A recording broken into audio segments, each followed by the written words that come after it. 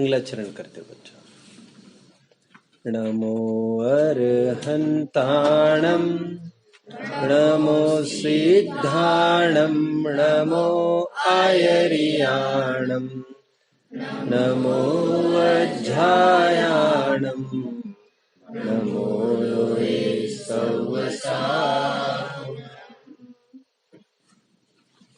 मोक्षार्थियों, दर्पण एक ऐसी वस्तु है जिसका मैंने जिक्र कभी किया था कि एक भी घर ऐसा नहीं होगा जहां पर दर्पण नहीं होगा। एक वस्तु अनिवार्य रूप से हर एक घर में पाई जाती है और वो है दर्पण।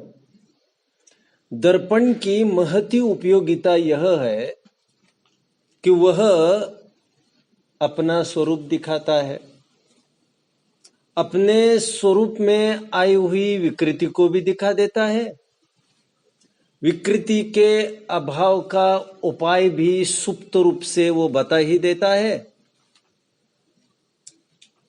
इस प्रकार दर्पण बहुत उपकारी है। कितने जन मुझे फॉलो कर रहे हैं? जैसे हमारे चेहरे पर दाग लगा था और हमने केवल दर्पण को देखा। दर्पण को देखना इज इनफ, जिससे आपको स्वरूप भी ख्याल में आता है और स्वरूप में आया हुआ विकार भी समझ में आता है। दर्पण में देखा नहीं तो तुरंत उंगली चली गई उस दाग के पास, उसका अस्तित्व मिटाने के लिए जो चेहरे पर लगा था।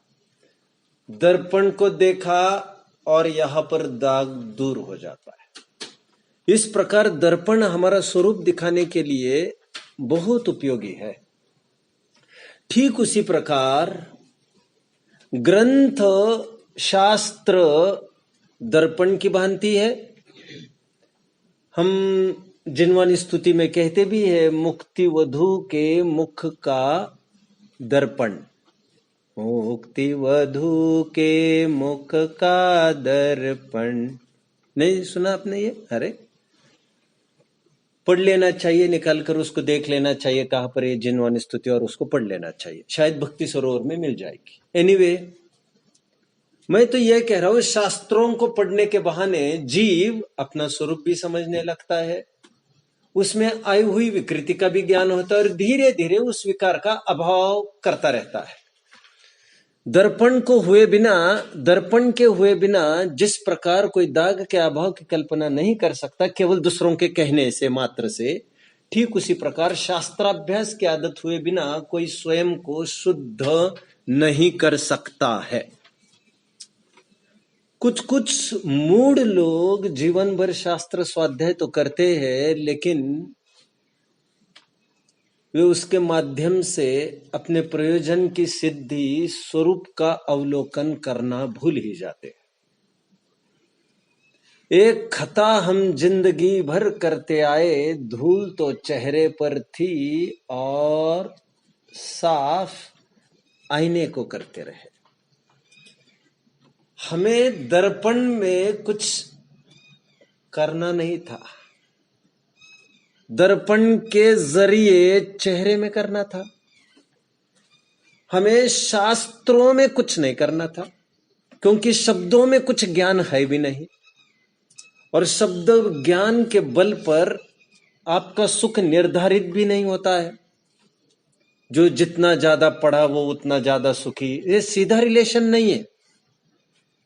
पढ़ने का फल स्वरूप की प्राप्ति था, स्वरूप का अवलोकन था, और यदि वो नहीं होता है तब फिर आपका शास्त्र अभ्यास करना निरर्थक है। मैं अपने मुद्दे की तरफ बढ़ूंगा।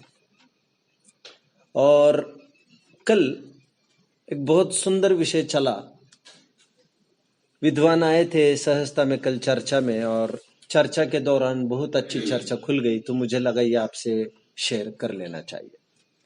बहुत बार ऐसा होता है कि विद्वानों का सहजता में मिलन होता है और कितनी ही चीजें अभिव्यक्त हो जाती है, जो सुप्त रूप से पड़ी थी उनको प्रगटीकरण का एक बहाना मिल जाता है।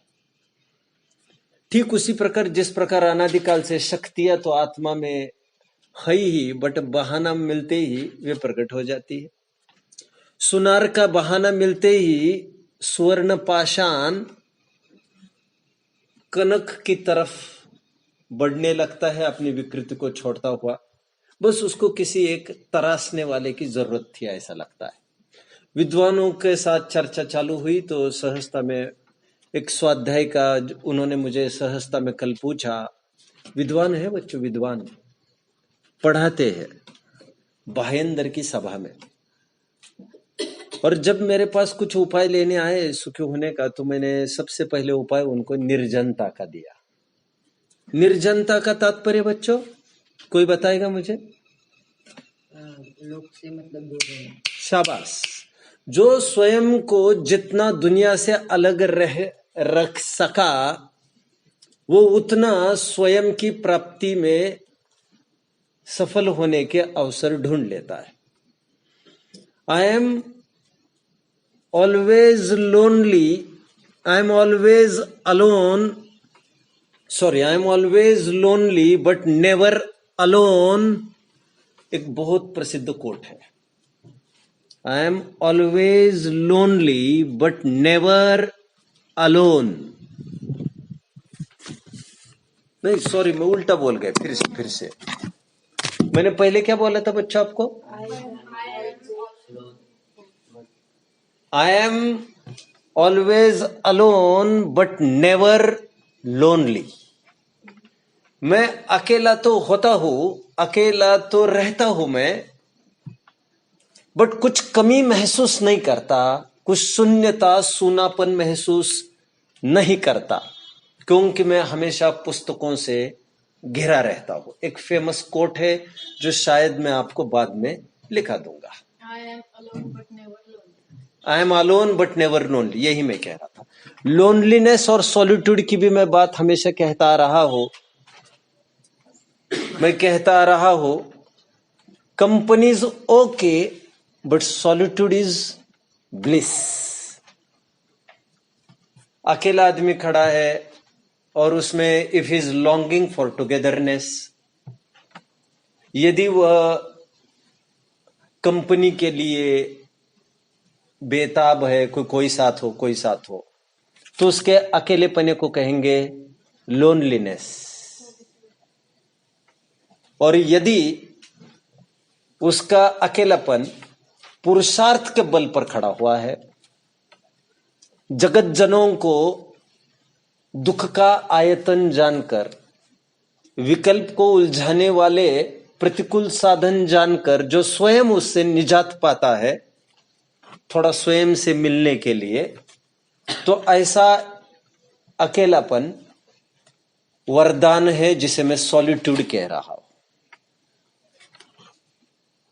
इसलिए मैंने अभी कहा company is okay but solitude is bliss.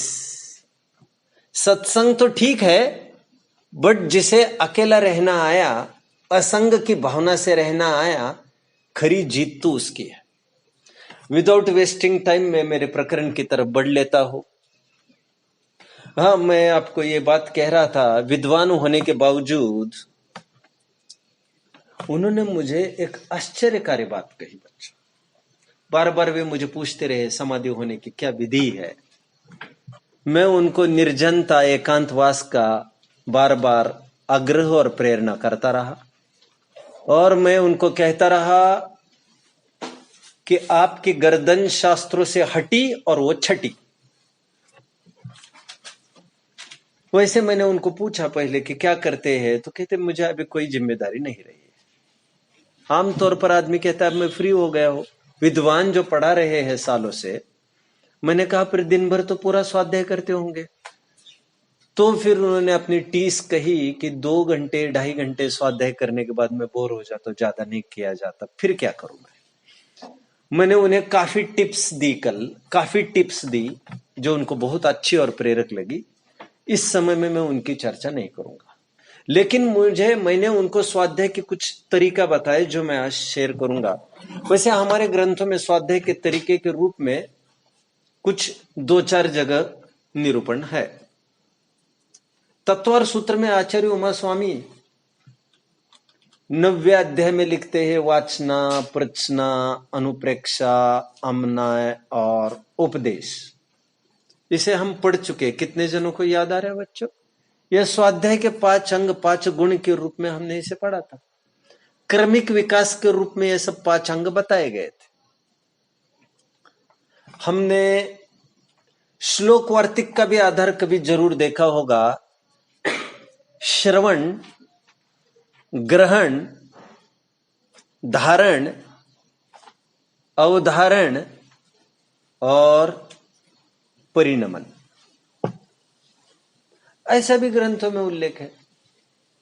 श्रवण, ग्रहण, धारण, अवधारण और परिणमन।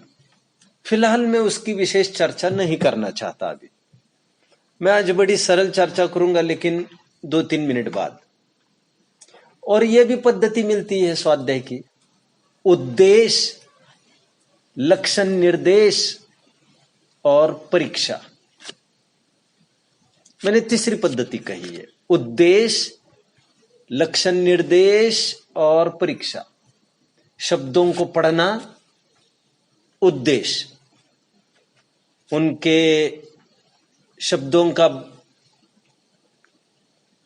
अर्थ समझना, लक्षण समझना, उनके लक्षण निर्देश, और फिर परीक्षा करना। यह ऐसा ही है क्या जैसा वक्ता ने कहा है? इसे कहते परीक्षा। यह सब स्वाध्याय का दौर है। मैं आज नई बात करूंगा थोड़ी सी बच्चों। बोलिए। लक्षण निर्देश में जो टर्म्स सिखाई गई थी उसके साथ लक्षण भी सिखाए गए, वो लक्षण को सीख ले। जैसे धर्म द्रव्य, मैंने कहा 6 द्रव्य है, ये हो गए उद्देश्य। लक्षण निर्देश मैंने कहा चेतनात्मक जीव है, स्पर्श रस गंध वर्णात्मक पुद्गल है, गति हेतुत्व वाला धर्म द्रव्य है, स्थिति हेतुत्व वाला अधर्म द्रव्य है, अवगान हेतुत्व वाला आकाश द्रव्य है, परिणमन हेतुत्व वाला काल द्रव्य है। इसे कहते लक्षण निर्देश। और फिर उस पर विचार करना, जैसे विद्वान कह रहे हैं, ग्रंथ कह रहे हैं, ऐसा ही है क्या अन्यथा है, इसे कहते परीक्षा। मैं एक नई चीज आज करूंगा जो मैंने कल उनको कही। मैं आज आपको स्वाध्याय के 10 स्टेप्स बताऊंगा। उत्तर विकसित ये स्टेप्स है। तो 10 प्रकार के ये स्वाध्यायी जन कह सकते जो उत्तर अच्छे किस्म के हैं। एक वे पहले वे स्वाध्यायी है जो रोजाना सभाओं में सुनने जाते हैं, विद्वान के भरोसे जाते हैं। सॉरी, रोजाना बोला कि मैंने, थोड़ा इसे वाइप करो प्लीज प्लीज प्लीज प्लीज। कभी कभार जाते हैं, जैसा दाव लगा वैसे चले जाते हैं। हफ्ते में 1 आध बार गए, कभी 2 बार गए, कभी 7 बार भी गए। कभी टाइम पर गए, कभी 10 मिनट गए लेट गए, कभी 20 मिनट लेट गए, कभी 25 मिनट लेट गए। ये प्रथम प्रकार के श्रोता है जो हाईली इरेगुलर है। दोनों प्रकार से इरेगुलर। एक तो दिन की अपेक्षा भी कभी जाते कभी नहीं, और जब जाते हैं तब टाइम पंक्चुअल भी नहीं है। ये स्वाध्याय करने जाते हैं तो उनको अत्यल्प लाभ होता है उसका, उनको कभी भी हार्द ख्याल में नहीं आ सकता। ये पहले प्रकार के स्वाध्यायी। दूसरे प्रकार के स्वाध्यायी 2,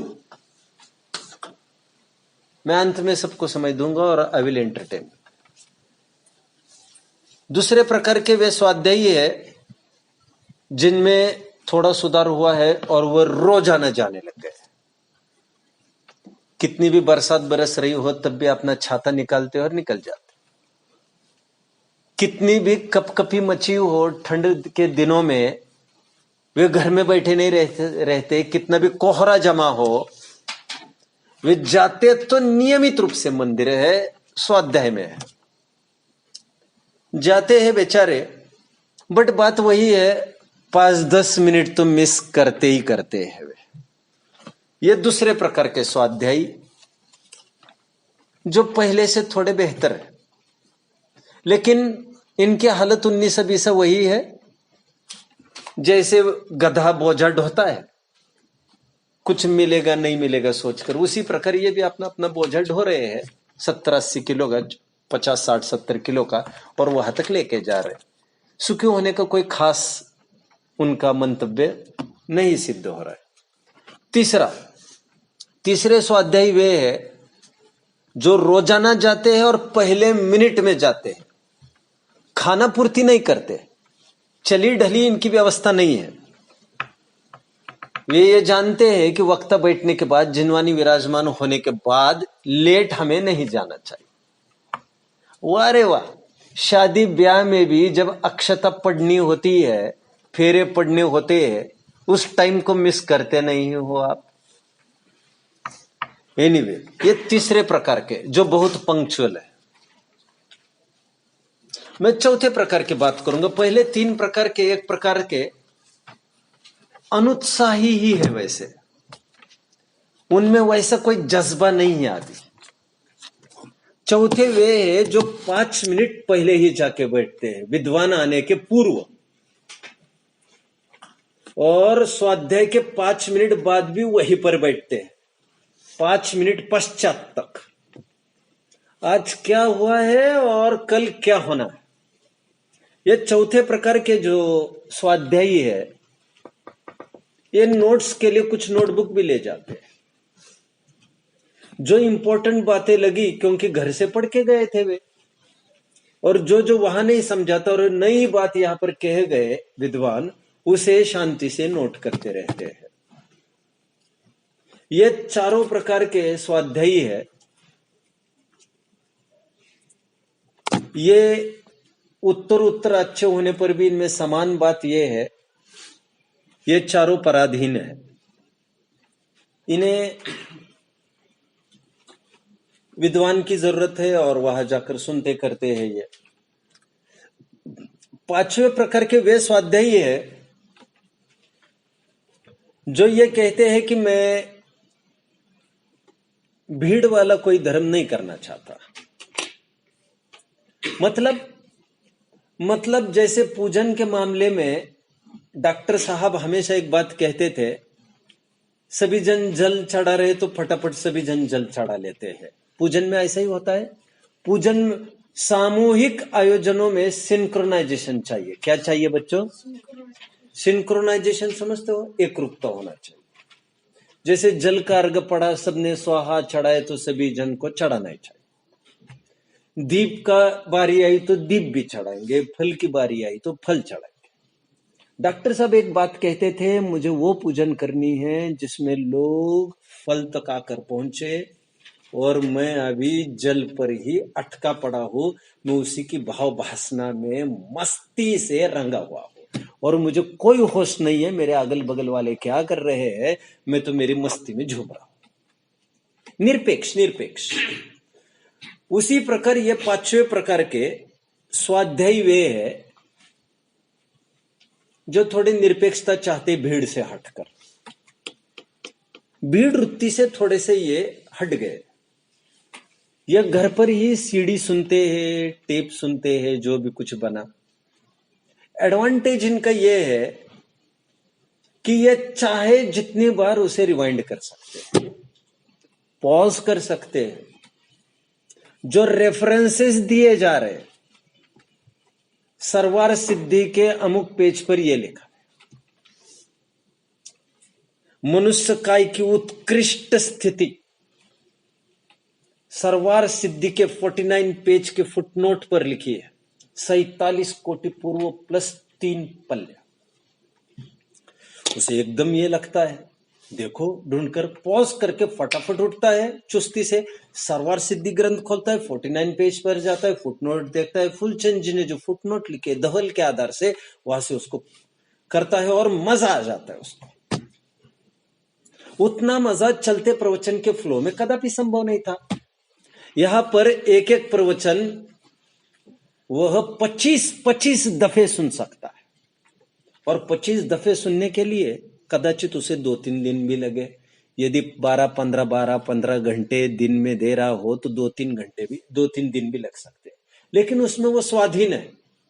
कोई उसे पीछे से धक्का मारने वाला नहीं है, आगे बढ़ो भाई, आगे बढ़ो भाई। वो उसके पेस में चल रहा है। कितने जन मुझे फॉलो कर रहे हैं? मैं इन कड़ियों से गुजरा हूं, इसलिए मैं उनको सब बता रहा था। और उत्तर मुझे बहुत आनंद आया ऊपर ऊपर चढ़ते समय। हालांकि पहले 2-3 प्रकार का श्रोता मैं कभी नहीं रहा। कभी कभार जाना, लेट जाना, इस कदर का मैं तो कभी नहीं रहा। मैं तो नए नए पायदान चढ़ता गया, तो पहले पायदान खत्म होते गए। ये 5 प्रकार के मैंने स्वाध्यायी कहे जो उत्तर ज्यादा इफेक्टिव है। कितने जन मुझे अभी तक समझ पाते? आगे प्रकार के वे स्वाध्यायी है 6वें, जो दूसरों को सुनना कम पसंद करके कुछ अपनी भी विचारधारा को विशेष प्रबल करना चाहते हैं। कितने जन मुझे समझ रहे हैं बच्चों? शोपेनहावर ने एक बहुत जबरदस्त कोट कहा है बच्चों। आप उतनी स्पेस छोड़ रहे होंगे बच्चों, बाद में अपन चर्चा करते रहेंगे। बहुत अच्छी चीज कही शोपेनहावर ने। Reading is thinking with someone's head instead of one's own। फिर से रिपीट करता हूं, और इसके बाद तो रिपीट लिख कर दिखाऊंगा। Reading is thinking with someone else head instead of one's own. कितने जन इसका अर्थ समझ आ पाएंगे मुझे? जब भी हम पढ़ रहे होते हैं तो हम किराए बुद्धि से सोच रहे होते हैं। We are just getting flown. हम बहे जाते हैं। दूसरे अपनी विचारधारा अपने पर लाद कर, थोप कर, एक प्रकार से सम्मोहित करके, हिप्नोटाइज करके, वो भी अपने पक्ष में लेने की पूरी कोशिश उसमें करते हैं। कितने जन मुझे फॉलो कर रहे हैं? जैसे मैं आपको रोजाना पढ़ा रहा हूं, मेरा आप पर असर धीरे धीरे आपकी बुद्धि पर जरूर हो रहा होगा। मैं जानना चाहता हूं कितने जनों की बुद्धि पर असर हो रहा है, कितने जनों की विचारधारा मेरे विचारधारा के अनुरूप होने लग गई है। मैं जानना चाहता हूं। भले खान पान में हो रही होगी, उठने बैठने में हो रही होगी, जीवन के तरफ देखने के दृष्टिकोण में मेरी विचारधारा धीरे धीरे, धीमे धीमे असर कर रही है, आपकी विचारधारा पर प्रभावित कर रही है। लेकिन यदि यह विचारधारा गलत हो तो आदमी धीरे धीरे सम्मोहित होकर वो बिगड़ने की दिशा में चला जाता है। कितने जन मुझे समझ रहे हैं? जब वर्ल्ड ट्रेड सेंटर उड़ाया गया था ओसामा बिन लादेन के द्वारा, अफगानी प्लेन के द्वारा, तो उस अफगानी जेट में जितने जन बैठे थे, पूरी टीम, उस टीम को रोजाना ISIS आदि जो संगठनाएं हैं, जैश ए मोहम्मद आदि जो संगठनाएं हैं, जैश ए तौबा वगैरह जो संगठनाएं हैं, उनमें निरंतर इसी प्रकार की ट्रेनिंग दी जाती है। तुम्हें यह करना है और इससे जन्नत होगी, तुम्हें उनको मार गिराना है और उससे जन्नत होगी, काफिरों को मारना तुम्हारा धर्म है, कुरान में ऐसा लिखा है, मोहम्मद ने ऐसा बोला है, प्रोफेट ने ऐसा बोला है, हमारी जिंदगी कायरों को मिटाने के लिए ही। ऐसी बोम्बार्डिंग होकर ब्रेन वॉश होने लगता है। और हमारी विचारधारा उसी के अनुरूप होने लगती है, और फलस्वरूप जैसी शिक्षा दी जाती है, जैसा शिक्षक वैसे विद्यार्थी होने लगते हैं। इसलिए शिक्षक का चयन हमारे जीवन में सबसे बड़ा निर्णायक दौर हुआ करता है। माँ बाप तो हम चयन कर सकते नहीं, लेकिन शिक्षक का तो चयन जरूर होना चाहिए। एनीवे, मैं अभी ये कह रहा था कि जब भी आप किसी वक्ता को सुन रहे होते हैं, मैंने कल उनको भी कहा, वो वक्ता अपना अभिप्राय से जो सोच रहा है, जो अर्थ उन्होंने निकाला उस लाइन का, वो समाज को बताता जाता है, और वही जहन में, दिलो दिमाग में सबके घुसता जाता है, और हम यही समझते उन्होंने ऐसा अर्थ किया, मतलब ऐसा अर्थ है, जबकि ऐसा नहीं है। इंटरप्रिटेशन की जगह मिस इंटरप्रिटेशन भी हो सकता है। उन्होंने जो खुलासा किया वो गलत भी हो सकता है। हमें विचार करने को बहुत अवसर नहीं मिला वहां पर। कितने जन मुझे समझ रहे बच्चों? इसीलिए हमें आदत होनी चाहिए कभी कभी लाठियों के बिना भी चलते रहे, बिना आलंबन के, मतलब बिना कोई इंटरप्रेटर के, बिना कोई प्रवचनकार के हम डायरेक्ट पुस्तकों को पढ़े, डायरेक्ट लेखक को पढ़े, तो बीच में एक अड़तीय को हम हटा दें। हालांकि लेखक को पढ़ने में भी वही समस्या आ सकती है, क्योंकि आप तो उसी के विचारधारा के अनुरूप चल रहे हो, बट फिर भी एक आड़ तो आपकी हट गई। कितने जन मुझे समझ रहे हैं?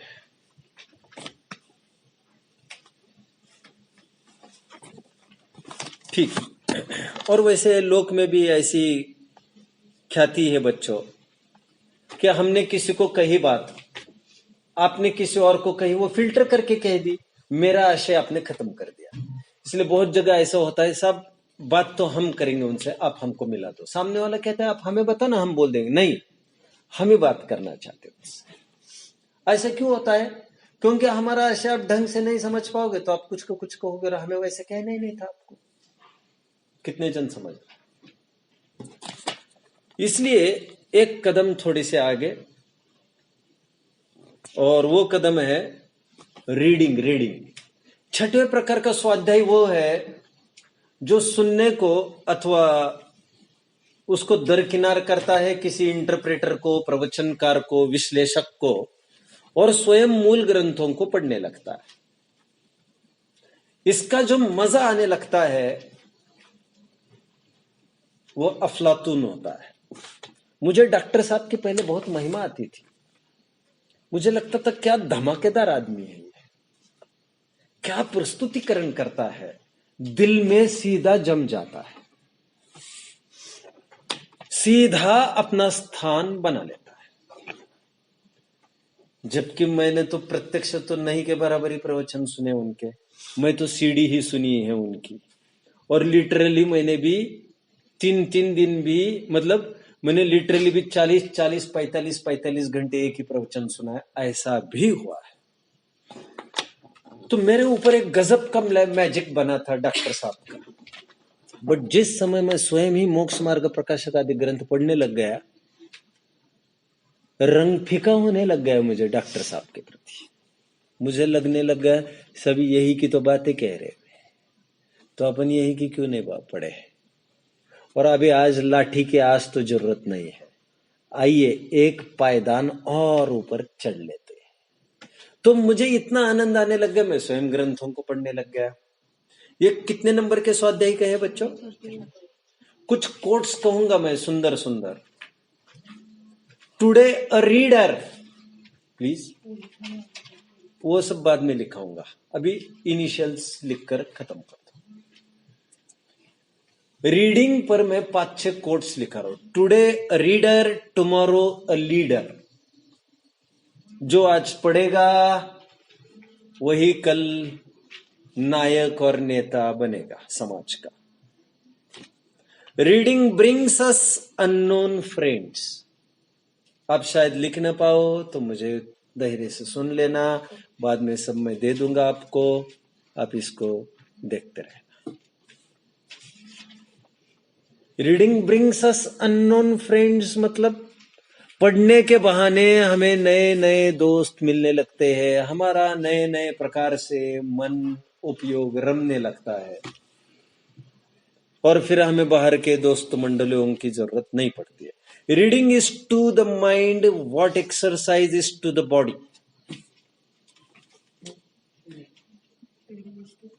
Reading is to the mind what exercise is to the body. ये सब बाद में लिख लेना आप। अर्थ कितने जन समझ रहे हैं वैसे जो मैं कहता जा रहा हूं? जैसे एक्सरसाइज बॉडी के लिए जरूरी है, वैसे ही हमारे जीव के लिए, सुखी होने के लिए रीडिंग जरूरी है। I do not read a book, I hold a conversation with the author. मैं पुस्तकें नहीं पढ़ता हूं, मैं डायरेक्ट लेखकों से बात करता रहता हूं। मतलब हम समय सार पढ़ नहीं रहे हैं, हम ठेठ कुन स्वामी के सामने खड़े रहकर हम डायरेक्ट फेस टू फेस बात कर रहे, कुछ प्रश्न भी पूछ रहे और कुछ उत्तर भी पा रहे। बोलिए। I do not read a book, I hold a conversation with the author. Anyway, आगे बढ़िए। कितने नंबर के अपने कितने स्वाध्याय हो गए? 6 स्वाध्याय हो गए। शाबाश बच्चों। छठवें प्रकार के स्वाध्याय की क्या खासियत हुई बच्चों? जो मतलब दूसरों के नहीं पढ़ते, स्वयं ही। राइट। इतना स्वावलंबी हो गए हैं। स्वावलंबी मतलब सुखी, मजबूत, आनंदी इतने हो गए हैं कि अभी उन्हें किसी इंटरप्रेटर की, विश्लेषक, प्रवचनकार की जरूरत रही नहीं है। स्वयं ही ग्रंथों में डुबकियां लगाते रहते हैं। ये छठवें प्रकार के। आगे, इससे तगड़ा पुण्य और उपयोग की सूक्ष्मता और गहनता किसमें होती है? जो सुनाने के लिए पढ़ते हैं। मुझे कोई चीज डिलीवर करनी है कहीं, मुझे अमुक विषय पर प्रवचन करना है, तो जो पढ़ने का तरीका होता है उसमें प्रगाढ़ता और आ जाती है। कितने जन मुझे समझ रहे हैं बच्चों? ये किसी ने नोट किया है कभी? तो हाथ ऊपर करिए जरा। शाबाश शाबाश शाबाश शाबाश शाबाश शाबाश। क्योंकि हम बहुत कॉन्शियस हो जाते हैं उस मामले में। हाँ, मुझे तो पढ़ना है भी, ऐसा दंड नहीं चलेगा।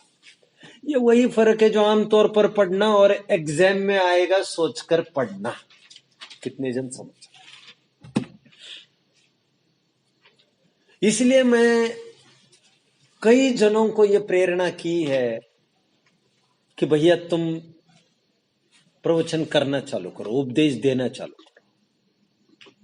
नीलेश जी जो आपके बीच में आए थे, वे पहले कभी मेरे सरीके ही थे, मतलब जैसे मैं पहले था। अब मुझे जो पढ़ा कर न, जो पढ़ाने का मेरा तजुर्बा रहा है, उससे मुझे जितना आनंद मिला है, मैंने उनको कहा कि आपको भी कोई प्लेटफॉर्म ढूंढ लेना चाहिए पढ़ाने का।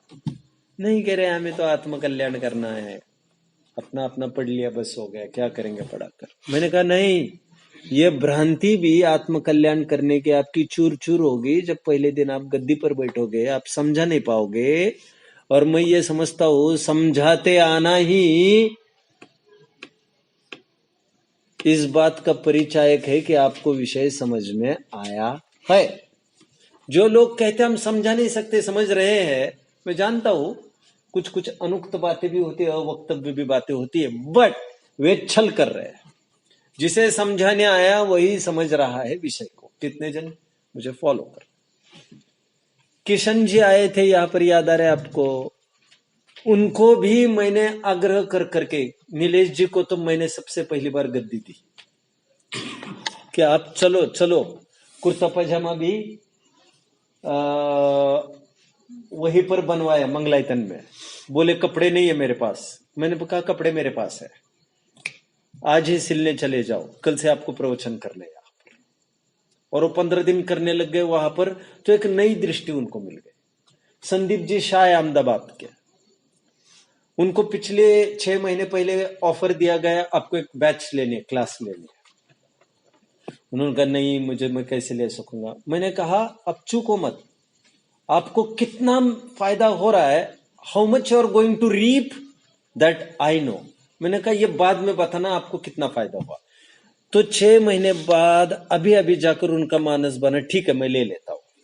तो अभी वो इतना आनंदी महसूस कर रहे, रात दिन वही विचार चलते।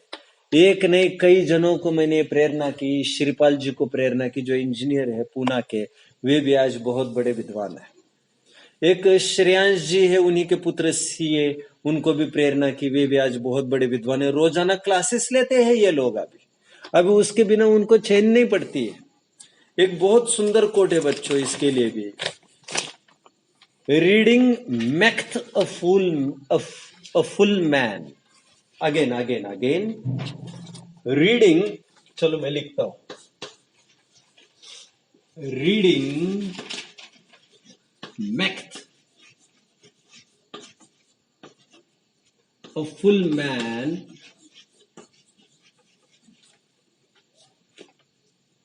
Conference a ready man. बाद में मैं सब बताऊंगा, अभी जैसे जिसको बनता है कर लो, बाद में देखिए। Conference a ready man and writing an exact man. मतलब उत्तर अब पढ़ना सीखे हो, अब उत्तर तत्व चर्चा, कॉन्फ्रेंस। कितने जन समझ रहे हैं मुझे?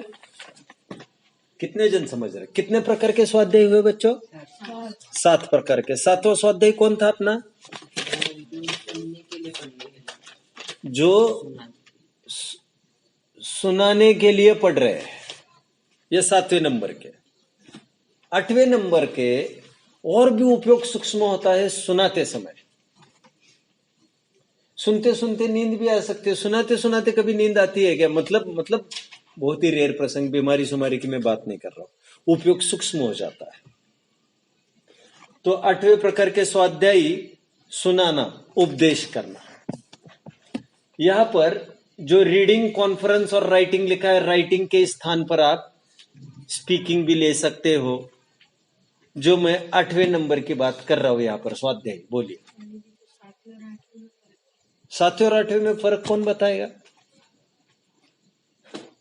मतलब जो प्रवचन करते हैं तब एक बार वो सो भी जाते हैं। 7वां जो 7वें नंबर का होता है वो पढ़ाने के लिए मतलब 7वां नंबर पढ़ने वाला है, 8वां नंबर पढ़ाने वाला है, ये फर्क है। एक लाइन समझ में आ रहा है? 7वें वाला पढ़ रहा है, 8वें वाला पढ़ा रहा है। तो फिर 6ठे वाला भी तो पढ़ रहा था, 6ठे वाला पढ़ रहा है, 7वें वाला पढ़ाने के लिए पढ़ा रहा है। कितने जन मुझे फॉलो कर रहे बच्चे? शाबाश।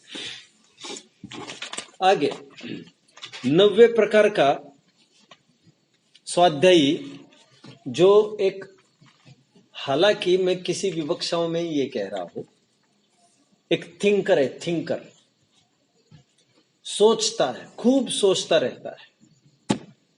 गहन चिंतनशील वही होते हैं जिन्होंने खूब पढ़ा भी है और खूब पढ़ाया भी है। खूब मथ के वो जुगाली उनकी चलती रहती है और नए नए नए प्रमेय उनके निकलते रहते हैं। जैसे सुमेरु पर्वत से समुद्र मंथन करके 14 रत्न निकाले थे, उसी प्रकार निरंतर ये मथने के द्वारा नए नए चिंतन बिंदु बाहर निकलते रहते हैं और समाज को परोसते रहते हैं। तो सोचना थिंकिंग, जो वाचना प्रचना के बाद अनुप्रेक्षा में बात कर रहे थे हम, तो उत्कृष्ट प्रकार का स्वाध्याय सोचना, चिंतन।